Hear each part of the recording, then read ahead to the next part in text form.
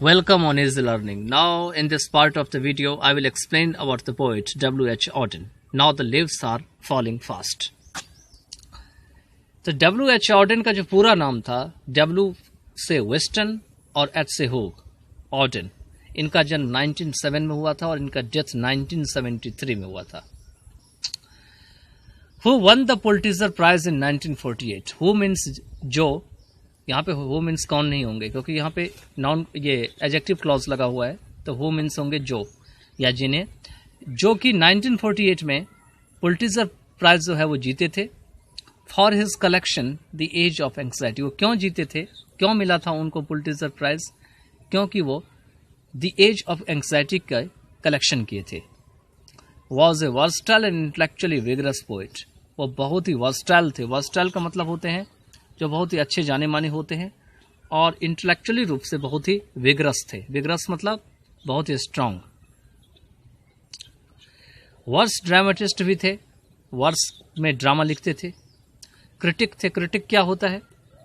तो जब भी हम कोई चैप्टर लिखते हैं तो उसके ऊपर जो प्रतिक्रिया करते हैं कि चैप्टर कैसा है, वो चीज़ सही लिखा गया है कि या सही नहीं लिखा गया है, इसी को क्रिटिक कहा जाता है. उसको जो करने वाले लोग हैं, मतलब जो प्रक्रिया हम करते हैं उसको क्रिटिसिज्म कहा जाता है. इसीलिए एक चैप्टर आपके बुक में रहता है जिसको लिटरेरी क्रिटिसिज्म कहा जाता है. उसमें हर एक जो क्रिटिक्स हैं वो अलग अलग जो नॉवेल है, ड्रामा है या आपका फिक्शन है, उसके बारे में बताते हैं कि वो चैप्टर कैसा था. तो ऐसे लोगों को क्रिटिक कहा जाता है. इसके बाद ये ट्रांसलेटर भी थे, अनुवादक, और एडिटर भी थे, संपादक भी थे. Poetry to him was a serious game. उनके लिए पोएट्री जो था वह एक गंभीर गेम था. Which should deepen people's self awareness but it should in no case directly affect men's political और रिलीजियस चॉइसेस. मतलब जो कि पीपल की जो सेल्फ अवेयरनेस होती है, मीन्स आत्म जो अवेयरनेस का मीनिंग होती है जानकारी होना, चौकन्ना होना किसी चीज़ से, उसके अंदर तक जाती है. लेकिन but it should in no case directly, लेकिन ये सीधा सीधा जो है आदमी की जो पॉलिटिकल मामले हैं या रिलीजियस मामले हैं उस पर प्रभावित नहीं करती है. पॉलिटिकल मीन्स राजनीतिक और रिलीजियस मीन्स धार्मिक. केवल पीपल की सेल्फ अवेयरनेस को जगाती है.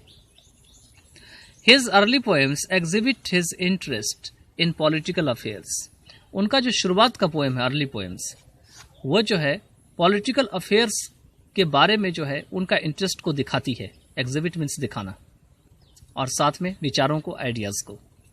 But his later poems are overtly Christian and more personal in tone. लेकिन बाद में जो उन्होंने पोएम लिखे वो ओवरटली मतलब खुल करके क्रिश्चियन के रूप में लिखे, क्रिश्चियन के ऊपर लिखे, और उनकी जो टोन थी, उनका जो स्वर था, सुर था, वो बिल्कुल अधिक पर्सनल था, मतलब व्यक्तिगत था. As a technician Auden explored a variety of stanza forms and metre. कहते हैं टेक्नीशियन के रूप में ऑडेन ने स्टेंजा फॉर्म्स और मीटर के कई रूप को खोजा, एक्सप्लोर किया. She had a passion for word coining and using archaic words. उनके हमेशा जो है पैशन रहता था कि वर्ड को क्वाइन करें और आर्केइक वर्ड्स को यूज़ करें. अब ये वर्ड क्वाइनिंग और जो आर्केइक वर्ड्स होते हैं, ये दोनों ही आपका इंग्लिश की जो चैप्टर है जिसमें कि वर्ड क्वाइनिंग सिखाया जाता है उसमें पढ़ाई जाती है. और आर्केइक वर्ड्स का मीनिंग होते हैं कि ऐसे वर्ड्स जो कि ज़्यादातर जो है आपको पहले यूज़ होते थे और उसको जो है अधिकतर इस्तेमाल में लाया जाता था टुगेदर, साथ ही साथ. और कहते हैं यहाँ वर्ड क्वाइनिंग क्या होते हैं? वर्ड क्वाइनिंग का मतलब होता है कि कोई वर्ड दिया हुआ है उसको ही डिफाइन करके एक नया वर्ड बना देना, इसी को वर्ड क्वाइनिंग कहा जाता है. Which makes him at times difficult to understand. जो कि उन्हें कभी कभी, एट टाइम्स मीन्स कभी कभी, मतलब उनको किसको? राइटर को, W.H. ऑडेन को. तो कहते हैं जो कि कभी कभी उन्हें समझने में कठिन भी होता है. मतलब ऐसे जो हमारे पोइट होते हैं, ऐसे तरह के पोइट को जो इस तरह से लैंग्वेज यूज़ करते हैं, वर्ड क्वाइनिंग और आर्केइक वर्ड्स का प्रयोग करते हैं, तो ऐसे जो हमारे पास पोइट होते हैं इनको कभी कभी समझना भी कठिन होता है. He left England as early as 1939 to settle permanently in the United States. वह जो है इंग्लैंड 1938 शुरुआत में ही, 1938 जैसे शुरू हुआ तभी वो जो है चले गए यूनाइटेड स्टेट्स में सदा के लिए रहने के लिए, permanently. Auden's work is divided into the British and American phases. Auden के वर्क को जो है वो ब्रिटिश और अमेरिकन दोनों दौर में डिवाइड किया गया है, या दोनों चरणों में डिवाइड किया गया है। The notable works of the English phase are the Orators, the Dance of Death, Look Stranger, Spain and Another Time. जो जाने माने वर्क्स हैं इंग्लिश फेज में जो उन्होंने इंग्लिश के टाइम में लिखे वो हैं orators, the Dance of Death, Look Stranger, Spain और अनदर टाइम। ये नाम है सारे वर्क्स के। और जो नोटेबल वर्क्स हैं अमेरिकन फेज में, जो अमेरिकन के दौर में या चरण काल में लिखे, उसमें शामिल है new year letter, for the time being, the age of anxiety and the shield of Achilles. ये जो है अमेरिकन फेज में उन्होंने लिखे। द प्रेजेंट लिरिक, कहते हैं जो प्रेजेंट लिरिक है, अभी जो हम पढ़ रहे हैं अभी लिरिक है। लिरिक क्यों है?